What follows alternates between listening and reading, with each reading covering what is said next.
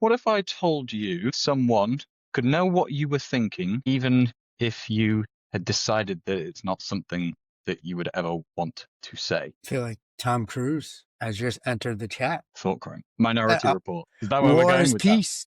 War is peace. So that's off the back of, I asked that off the back of a clip I saw from the Infinite Monkey Cage podcast on BBC Radio 4. And it's a neuroscientist talking about neuroprosthetics. So in essence, how do we get people who cannot speak to be able to speak using technology by mapping brainwaves, etc. And he raised a very interesting point on privacy, because much in the same way that you think things and then say, do I or do not want to say those things, there's also a boundary between how thoughts are like that, in terms of, is that a thing that I really think, or is that a thing that I'm thinking thought experimenty? Now, what happens if you, as a producer of a neural interface, do not differentiate between these two things, and you intrude on thoughts that people don't really think, but they kind of think about thinking? That hurt my mind. Like what I'm thinking now is like mental pain.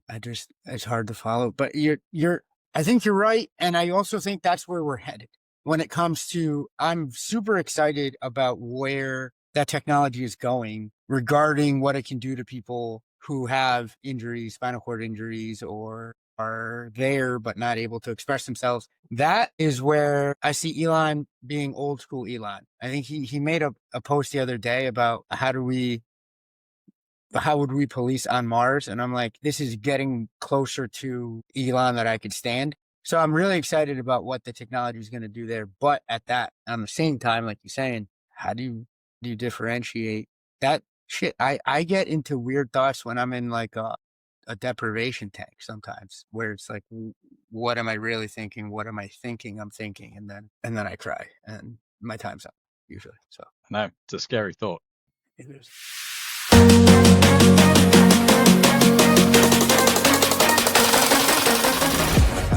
Usually. So No, it's a scary thought. it is. Hello, welcome to the CyberDudes podcast.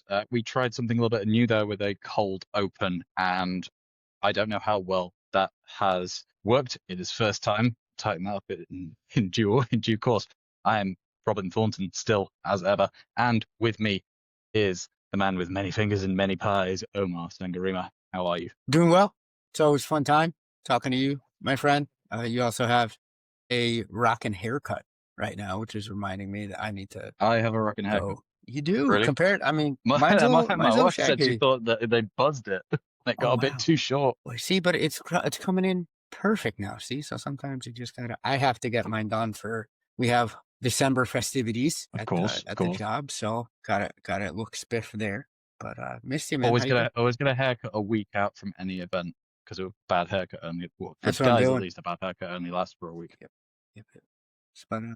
Right. Well, we're trying some more new things this time around. We're going a little bit more segmenty with the way we are pitching things. So but not so much structure that confines us, but just enough that it keeps things nice and on track and repeatable. And then you guys know what to expect in any given weekly-ish released episode. So let's go. Do me a favor and explain this like I'm a much busier person than I sometimes feel like I am. We had that Amazon outage several weeks ago. Now we have a load of Cloudflare stuff going on. What the hell is happening with Cloudflare? Cloudflare is one of those companies that essentially is the plumbing of the rest of the internet. If it's backed up or it's not working well, whole swaths of the rest of the internet. I can't stress this Backed enough. up Not like a even just poorly cloud. plumbed in toilet. It really is. It's gonna shake, right? You sit down or you stumble and you fall on the can. It's gonna rock, and that's always upsetting. I don't know about you guys. I don't like when my thrones move. So you need something solidly moored in there, and it just goes to show you how interconnected the interwebs have become over the course of, I'd say, the last 5 to 10. The cloud's taken over. Even when you don't think you're connected to the cloud, you are. I just think back to, during you referenced the AWS outage, I had random folks texting me because as I'm gearing up for Thanksgiving, getting all the tech questions at the table, but I had folks reaching out and going, "What the heck's going on with the internet?" And I had to tell them it's down. They're like, "No, wait." And I'm like, "No." At the time of the AWS outage, it's such a foundational component of routing. When you put in an address and you say, "I want to go to this website," it's not done in human language like we're used to. Obviously, for us, it has to in order for the internet to be as ubiquitous as it is. It gets turned into numbers after you input it, and then that's what the machines read in order to send you to the right address. If that system has any kink in the works or is unavailable for some reason based on maybe a denial of service or just something has gone awry, then you're not going to be able to go out to the wider internet and find anything. And that is essentially what we have with both the AWS outage in a smaller, this is crazy to say that now in relation to Cloudflare, the AWS outage is smaller. It didn't seem smaller at the time. That was a tough Monday, I remember, month and a half ago now.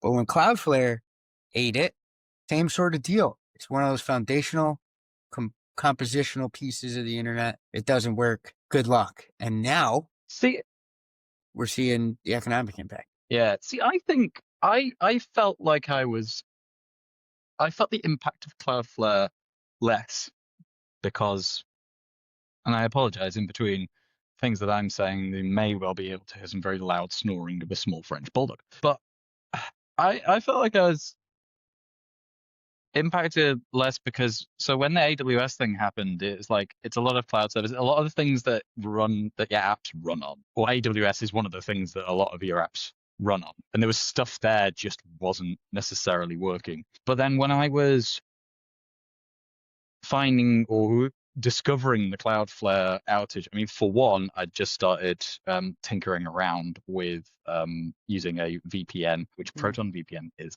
absolutely wonderful. I've put in an application for us to be partners with them. I like it.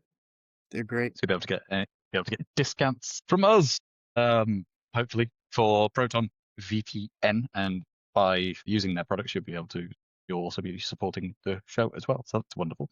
But I was wondering whether it was my usage of the VPN stuff, because some websites do geo-block various places. When I was tinkering with with that particular product, free version doesn't allow you to change your server, so it bounces you around largely at its own discretion. And I was thinking, oh, maybe that's some of it. And I was like turning it off, checking the same sorts of things again, and it was like, oh no, this is still coming up with Cloudflare stuff. But it was very much just like, oh, which websites? Who's clearly using Cloudflares for routing their traffic? But it was one of those things where I went, there must be a Cloudflare outage now. Yeah. Or at least they're having issues. It was very funny, like the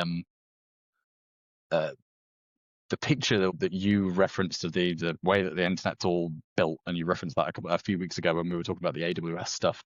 There's now like its own Cloudflare version of it as well, and they've really embellished it. So we've got AWS is like we put this meme up on the recording here. But for those just listening, AWS being one block of it, Cloudflare being another, a teeny tiny column as unpaid open source developers. Somebody's added in one of the Angry Birds and just labeled it whatever Microsoft is doing, just to knock down the entire. It's very good. I enjoyed it. I mean, whatever Microsoft is doing or allowing to be done, sorry, Microsoft, you've come a long way, but the Kremlin don't like you still. It's just repeatedly this year, there's been evidence of folks just wantonly going around. At least with Google, they're a little bit more, I think, on top of things and forthcoming with, hey, there's another 0 day. It's not necessarily you ever get happy when you hear, oh, another 0 day, but it just seems like it's a little quicker on the draw in order to let folks know and to prepare. You're not kidding, man. Cloudflare was everywhere for a bit. Yeah, I think Google seems to be the ones kind of like causing some of the problems there. I've heard a lot about there was a service in particular. They're giving open source developers an awful lot of grief because they're saying you gotta patch these 0 days, you gotta patch these 0 days, and they're saying, look, we're only a team of a certain size. There's only so much we can do, like lay off, because otherwise, if you don't lay off, then this entire thing is going to collapse like a house of cards, and it'll be your fault for creating effectively creating a bunch of ways for bugs to arise, and then telling us that we're the problem for not solving them. Not to mention the unspoken, except now, I'm going to say it, right? But the unspoken, The now spoken. but now spoken tension between the companies get, and this is across the board, the companies got for not releasing 0 days and potentially communicating them to agencies prior. There's that. So it's interesting to see the different stances that companies take regarding how forthcoming they're going to be about releasing that information. I'll just leave it at that.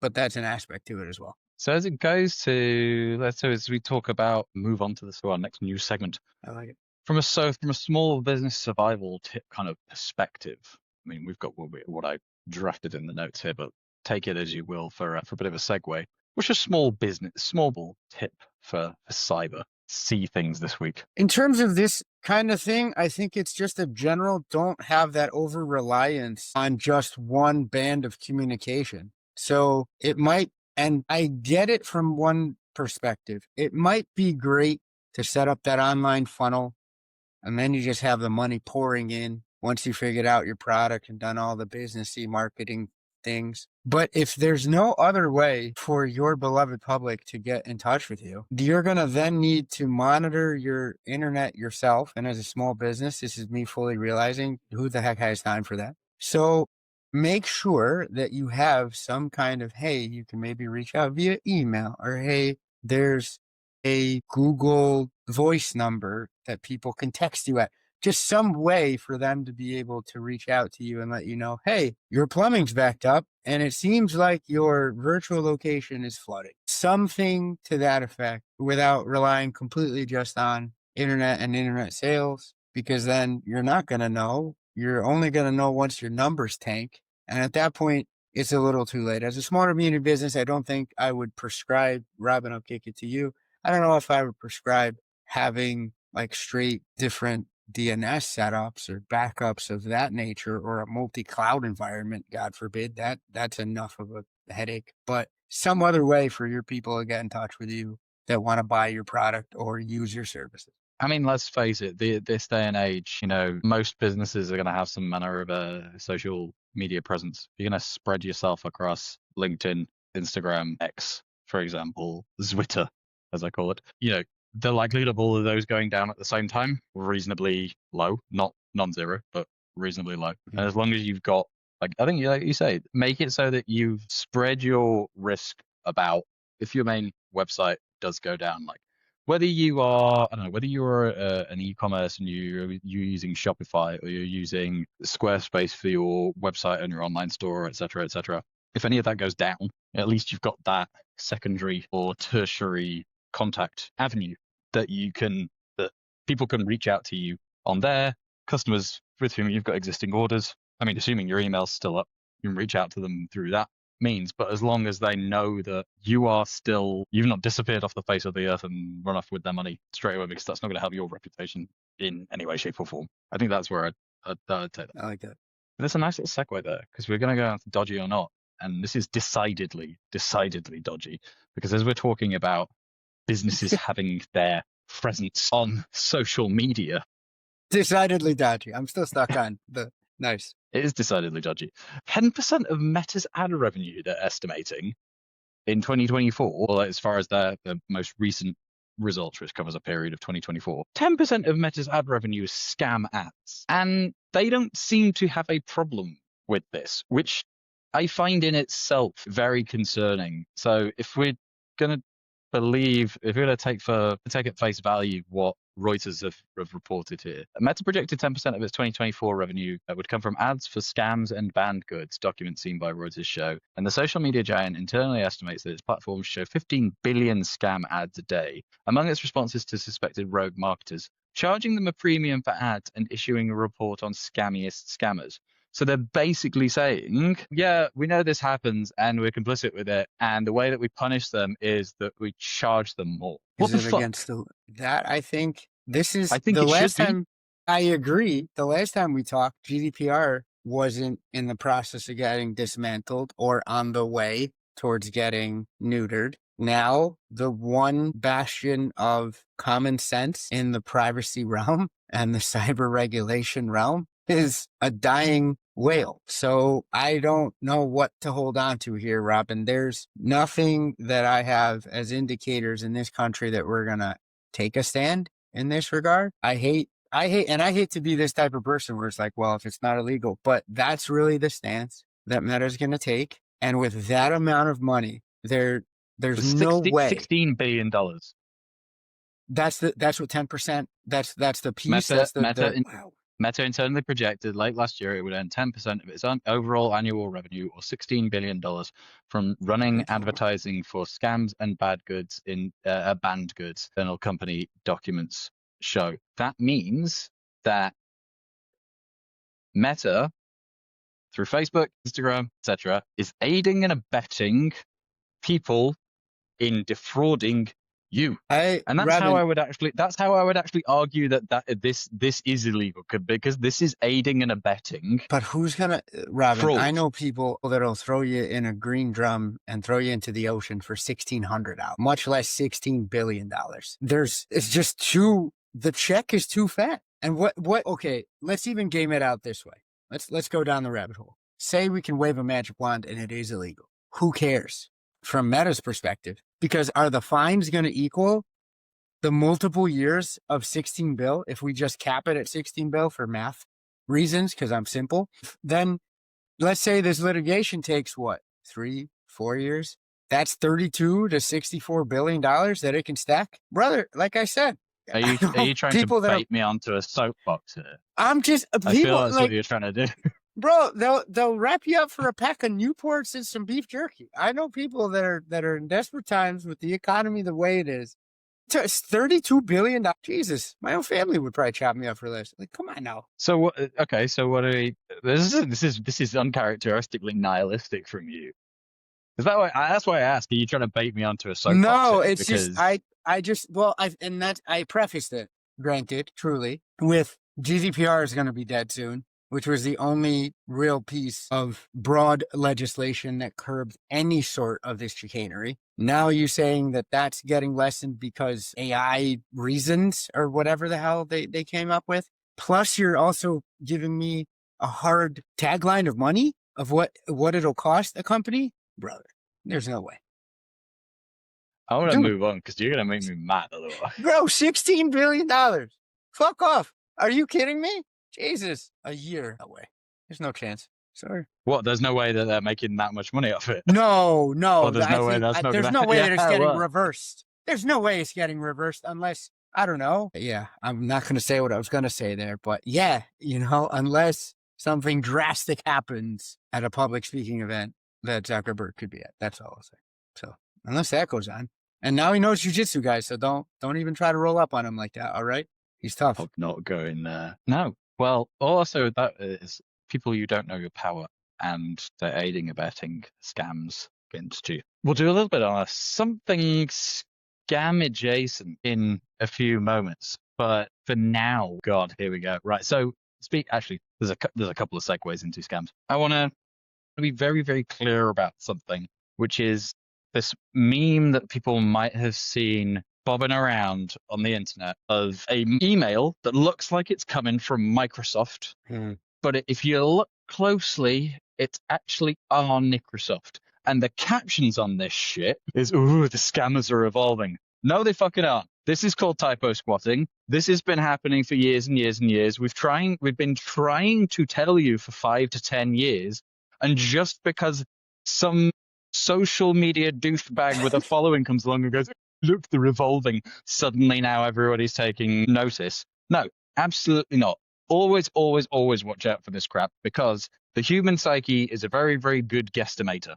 And if it sees something, particularly in writing, that it thinks looks about right, it will skip over it.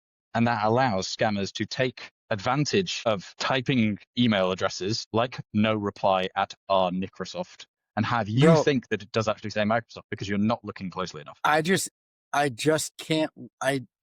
Speaking of captions, I need captions for what you're saying. All right. Because every time you say it, it just sounds like a piano falling down a flight of stairs. Just to me, it sounds like cancellation is what it sounds like. When you say you need to enunciate like a son of a gun when you're saying our Microsoft, please. Thank you. The first time you said it out loud, I was like, oh, Jesus, what the hell is he? What is he talking about? I said, we can't do that. Nicro. Yeah, yes, exactly. Microsoft. Thank you. No, I'm All not right. saying Like other Nick things. Rose. All right. Like Nicholas is on a boat rowing. Just the N for the N. Thank you. Happy birthday. But you're right, man. This is, I think it's just, I different. might have to comb through the through something. I don't know, bro. I comb through the family line. See if you can get away with that. But I think what about if I say really, our Microsoft?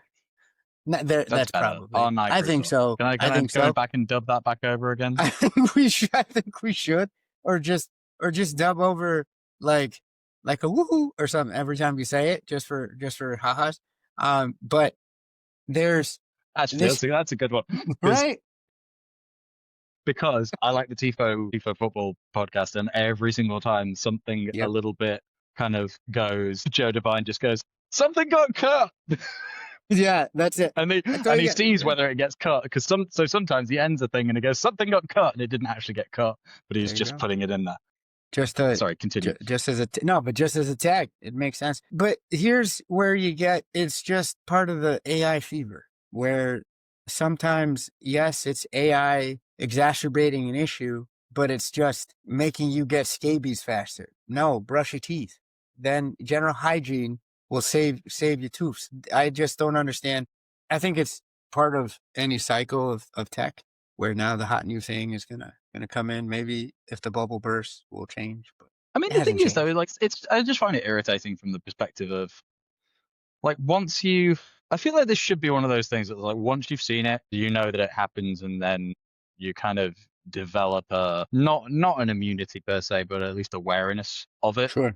At least I did anyway. But the fact that this is one of those things that people are still getting surprised about when it comes down to, the way that scams are perpetrated. Like, well, look, the scammers are being crafty. Yeah, of course they are. Like, we're surprised about this. You mean criminals are doing criminal shit, bro? I'm glad I'm sat criminals down. are being underhanded. Shock horror. Like, fuck, Jesus. I mean, that's gonna be funny in the transcript. Gonna leg lock you. That's good. Yeah. No, I was gonna say that's gonna be funny in the transcript. Just like, fuck Jesus. There you go. I mean, it's easy to find, right? Gonna get the Christian nationalists on me in a minute. I heard the new pope is cool, though. I think he might let it happen. There was something from Slovakia where he was doing some birthday blessing for some cardinal or other senior Catholic person whose title I can't remember. But he did this thing, and it's like, it's one of these. Maybe he was an archbishop, Budapest, I think it was. Whichever one's in Slovakia, I can't remember it. But it's just it's proper kind of like trance rave kind of thing, and you're there like, there's no way. And then his the post message cuts out, and it does go like there's a drop, and it goes full on rave, and I was like, he knows, bro. He's from Chicago. I was like, I've never been particularly drawn in by this, but maybe I'll be going to mass. They're eminently practical folks out in Chi-Town, and if you turn the holy wafer into a tab of acid, I think you could probably connect with a different demographic. Something to think about. I mean, it would make going to church far more interesting. It absolutely would, and I think you'd have more religious experiences. You could probably see some of the stuff you're reading about every Sunday. Just put it out there. Would that play down kind of the specialness of them, though? If everybody was having, you wouldn't be able to get the really, really pious people being like, oh, it touched me. Those are aging out anyway, right? We need to be out there where the people are. Let's shift gears. Speaking of shifting gears, 2-minute tech fix. I mean, I wrote something down, but have you got anything else that's you think is particularly pertinent today? A 2-minute tech fix. I think you mentioned it at the top of the call. personal VPNs are no longer the domain of weirdos and tech ninnies. Hmm. Something that I They think are is, yeah, they're there, man. They're easy to They are use. also the parties who are decidedly not American, being all about running so-called American patriot social media accounts. Did you see this? I absolutely saw it, and it's funny you're going there, and you raised your eyebrows at where I went earlier. I think this is decidedly a tougher road to take because it undermines the entire messaging, in my opinion. But please have at it. Okay, so here's the point. Lots of things can be used for good and bad. Google's previously very, very quietly dropped tagline, "Don't be evil." Mm. But Muskie Musk and his band of merry men recently released a feature that got rolled back very, very quickly and then redeployed after they realized what it was showing, that showed the location of pretty much all X accounts. And it was interesting what people saw about some of the ones that were very jingoistically patriotic, run from places like Nigeria, Romania, Southeast Asia, several America's accounts of popular, which. bro. Stop. How dare you? Or is it just very baitable for the purposes of clicks? Because this is a particular issue. The internet is monetized. Clicks are monetized. Views are monetized. These folks and I can't blame them necessarily. Folks in third world countries, if they can generate an awful lot of web traffic on their pages with rage bait, they can make some reasonably significant amounts of money Mhm. based on their economies Sure. by stoking division and how would I say this? Unfun discourse in the Western world.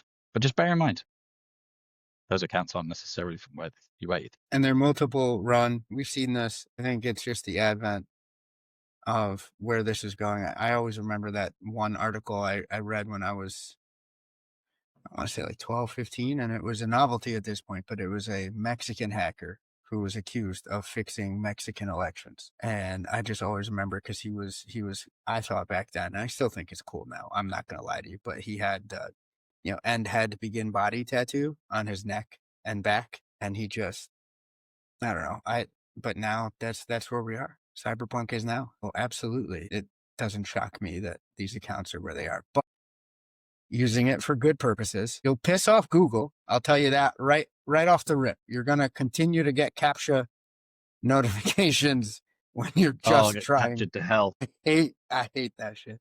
But still, I just love that it's come down to being, it makes you better at what you want to do, and it's still easy to use. That's the sweet spot, beautiful valley for any technology. And so why not use it? They're inexpensive, easy to implement. If you're not using one, why not? Yes, use VPN to protect your privacy, not to destabilize foreign cultures and societies. Only on weekends. All right, keep that shit out of the 9 to 5. Now, our next new and penultimate segment for this week is, I don't know quite how this will work for the next few. Maybe how I'm going to trial it out now, because it is Ask the CyberDudes. But if nobody's asking us anything, then we're just going to have to make some shit up. But I thought I would. Christ, it's great. I thought I would lean on some of the comments, because we do get a steady dribble of comments in on the YouTube Shorts and stuff like that, and the ever-present topic, or one of them at least, because I'm waiting to see whether you mention anything to do with Jaguar Land Rover. The ever-present topic being the Windows 11, and somebody again keeps coming up a whole privacy debate thing, and Windows 11, there's got a lot of stuff in it that's not very good necessarily from a privacy perspective. Interestingly enough, this is a nice segue from VPNs.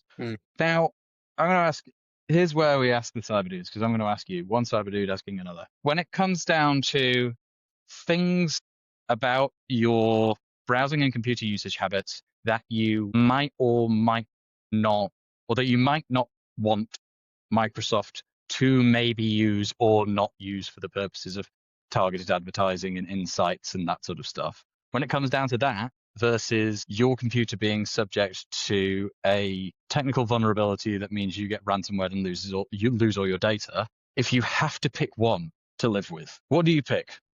Because I know which one I do. I think it's a bit of a straw man, but I agree. It's only a straw man insofar as there is no choice. Just unless you're taking distinct steps and you've incorporated privacy and scrubbing your digital footprint into your daily life at this point, which you can do. There's tools out there, VPNs being one of them. You can do, and it's getting increasingly feasible, I should say. Not easy, but it's more technically feasible and approachable for regular folks, not tech nerds. I think it Unless you're requires doing far that, more though, organizations like Proton to it does. It really, and Proton to take hold stances and understand that there's a market for and Signal. monetizing. Yeah, and Signal too. Big shout out to Signal. They constantly, I keep seeing, anytime they're in the news, they're basically giving the middle finger to some weird government that's saying we need to build backdoors for your safety, and they're like, well, fuck it, we're gonna leave if you do that. And 9 times out of 10, the It's government backs down. it's not just Sometimes that yes, as well. It's sometimes like no. half the time the governments say like, oh, we need you to do something in such a way that gives us access to this data, and they go, that's not how it works. We Yep. can't because we designed Yep. it so we can't. Yeah, So pretty what that much. thing you want us to do, good luck. You have to It ask can't. somebody else. And we're going to leave. Right. And not only that, not only, even if you don't believe us or do believe us and that we can't do it technically, we're just going to leave because we don't want to be part and parcel inside of a government or inside of a market that doesn't respect people's privacy. So that's all to say. Unless you do that on purpose and you incorporate it into your daily life, chances are there's somewhat of a digital footprint out there as it is. I'm not saying to throw up your hands and not care, not espousing that in the least. However, if it's between that and then just essentially leaving my digital doors unlocked and inviting the big bad wolf to come in, unless I'm going to go to paper and pencil to pay all my bills, I'm going to choose the updated operating system that hopefully gets patched on a regular basis and does all that hygiene stuff that I told you was simple yet seemingly exceedingly hard to do consistently well. And if you are paranoid, absolutely paranoid about the Windows 11 privacy concerns, then probably have to take a leaf out of Signal's book and just leave and go open source. Honestly, at that point, yeah, bust out Linux, go nuts. It's possible. But It's that's a bit of easier a to rope. do. It's possible. It's Yeah. possible. Level of difficulty though is harder You have a because learning curve. yeah, and then it's on you. Listen, if you're really going down this rabbit hole, then maybe the warning that it's on you to then keep your stuff up to date and patched might not be as much of a warning or as a non-starter as it would, but very difficult. Then you're going into the realm of my preferred area, which is supply chain. Because even as recently as this week, NPM packages, big component of Linux stacks there, got hit with another, I think, poison watering hole attack, essentially, where it's pushing out malignant packages, even on open source. So it can happen everywhere. Well, and that's where as well. That's where the attacks like wax and wane, isn't it, as well? Because as soon as that, when one technology community is absolutely massive, then yes, okay, it's a nice big juicy target. But when people start leaving for one reason or another, be that security, be that usability, be that wanting to gain some freedom and heterogeneity from the tech giant that's created its own big bad monopoly, when those user communities, those technology communities that are growing because of those exoduses away from the larger, they start themselves becoming bigger targets. And then they start getting hit. There's that whole the age-old thing of, oh, Macs don't get viruses. Like, well, they do. It's just there's not many people are writing them for them. And then it started becoming less and less true. And yes, okay, you're still probably less likely to encounter malware on a Mac than you are a Windows operating system, but the chances is more than it used to be, and definitely as a result non-zero. Absolutely. And growing. If I did Mac that the gets wrong its way way, it's around, going to really, didn't grow. I? No, but like, I get what you're saying. And like, if Mac has its way, if Apple has its way, it's gonna grow more because they're just going to be more ubiquitous, and then there's going to be more bang for the buck. And Definitely. sadly, when you have malware that can rewrite itself, you're starting to get into the realm of some weird things that I don't know if we're ready for. Don't go down that road. That's I'll stop. that's a can of worms I don't want to open. Okay, sure. It's more than a 2-minute tech tip, by the way. So you're No. absolutely correct. I mean, by all means, at some point we're gonna have to go into it. But it's not something Sure. I think I can wrap my head around at the moment. Not so much as our final thing. Cyber stories from real life. This comes from my own here. My parents had a running with a scarcity, what I'm going to call a scarcity scam, which is basically like I put this, it's this Oracle hearing link that's in our notes here, and just open this up for me and just give me your view on. I hope you have the notes up there. Give me your view on like what this looks like. It doesn't look like scammy, but there's some high pressure bullshit in here. So where are you throwing it? I'm sorry. Just above that image on the about the infrastructure stack, or is the Oracle hearing aid thing. Here we go. Okay. Oh no. So my dad's a little bit hard of hearing. Sure. I mean, right? And I feel him. he loses his hearing aids because, like, you know, his son's father, and we misplace things all the time. And again, another one where I'm going backwards with it. So my mum was like, just have a look at this. It popped up in front of her at some place, which I'll go into in a minute. But she goes, just have a look at these. And no sooner had he had a gander at them and said, oh yeah, those look all right. He'd gone and bought it and again got numerous invoices for things that he hadn't actually said that he'd paid for.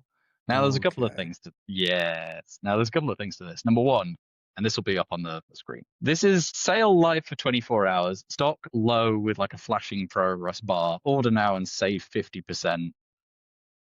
It's this countdown time as we don't have any stock. It's full of like bullshit, like testimonials that I guarantee are not real because they actually don't.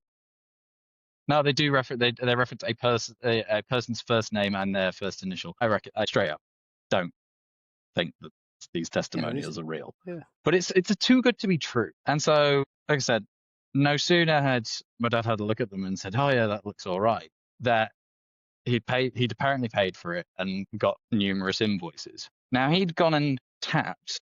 There's the PayPal payment option in there. When you click through for order now, and it's like, oh, what do you want to buy? And there's express checkout PayPal. It's right there. It's the first thing because they want you to be using that link. Now my dad has dealt with PayPal before and he went, oh, that's convenient. I'll just go and do that. That express checkout is so rapid in what it does that before he knew anything, before he'd even been given an actual full and final quote for what he thought he was paying for, it had already gone through and he had these couple of invoices. Oh. And if you're not paying attention to your emails and stuff like that, I've no doubt you probably do receive this product. If you go on something like Trustpilot, it will say like 2 out of 5 stars. It's crappy. It's just kind of a scam because they're not worth the money that you pay for them, et cetera, et cetera, et cetera. But that express checkout from PayPal being that quick and being so click, login, multi-factor, boom, you bought it and paid for it is like a friggin' whirlwind. And I will guarantee there's a bunch of people who end up not realizing what they paid, how much they paid, and what for, and then have a big old pain in the arse trying to actually get reimbursed if they even bother at all. And I think that express checkout from PayPal is, aside from everything else, aside from the high pressure sales tactics of, oh, we've low stock and too good to be true offer, et cetera, that express checkout from PayPal is the enabling factor. So be wary when you use an express checkout. I almost as a point of course never save my payment info for that very reason. It's just, I don't know if it's as much of a defense as it used to be, but I just get worried anytime I notice that it's there.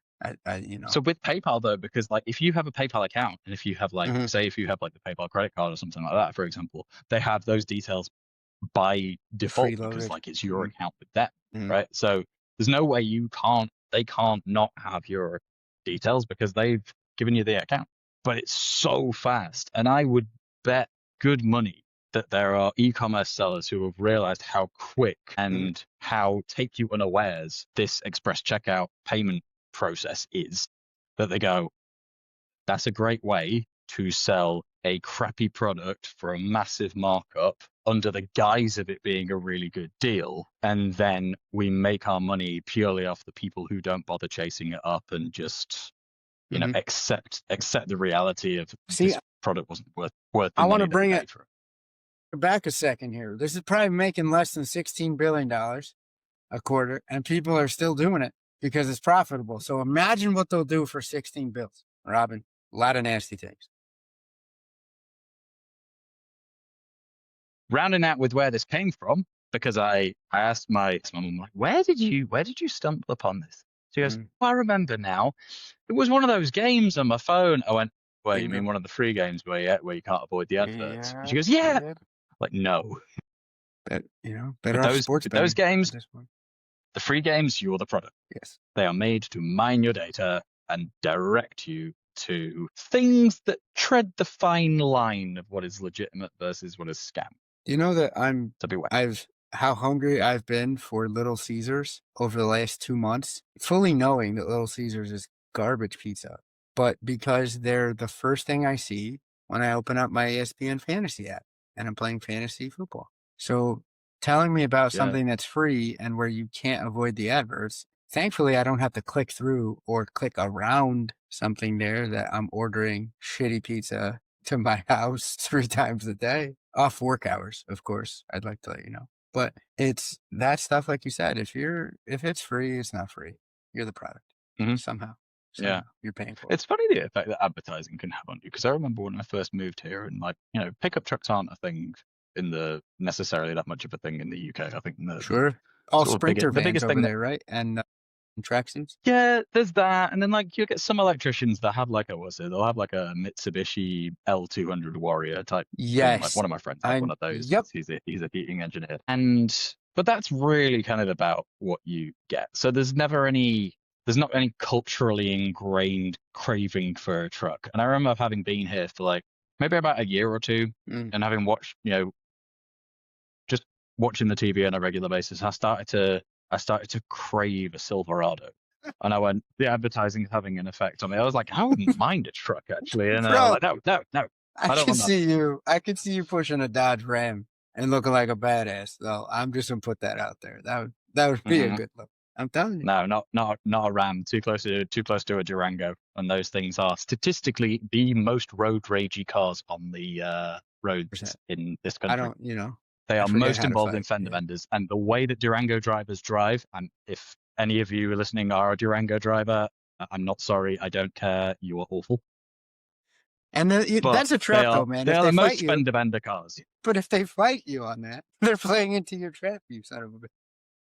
That is that's a Right? really good trap. That's what I mean. That's not fair. Yeah. A politely worded Durango letter drivers, of you're dissent. awful, and there's nothing you can do about You it. suck and you can't say shit. Oh, Christ.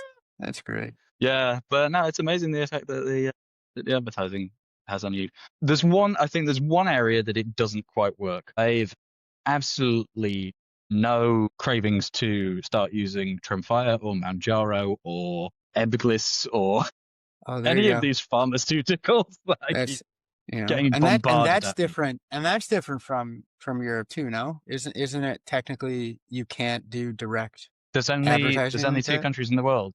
Yeah, there's only two countries in the world where you can do direct to consumer prescription pharmaceutical advertising. The US is one of them. The other one will surprise you. Slovakia. Try and have a guess. No, another very high GDP Western style economy, Japan. but properly out there. This may not still be the case. I don't know, because it's a while ago since I've heard this, but apparently New Zealand I was gonna is the say, other yeah. place where they can direct to consumer advertising of pharmaceuticals. They get so much right over there. That sucks. Yeah, I know, it's weird. And I've got a little theory about this, and we'll close out with this one. I think in the States there's a particular brand of distrust and paranoia, specifically as it relates to healthcare. And I'm convinced it's because of the pharmaceutical industry being allowed to advertise direct to consumer. For sure.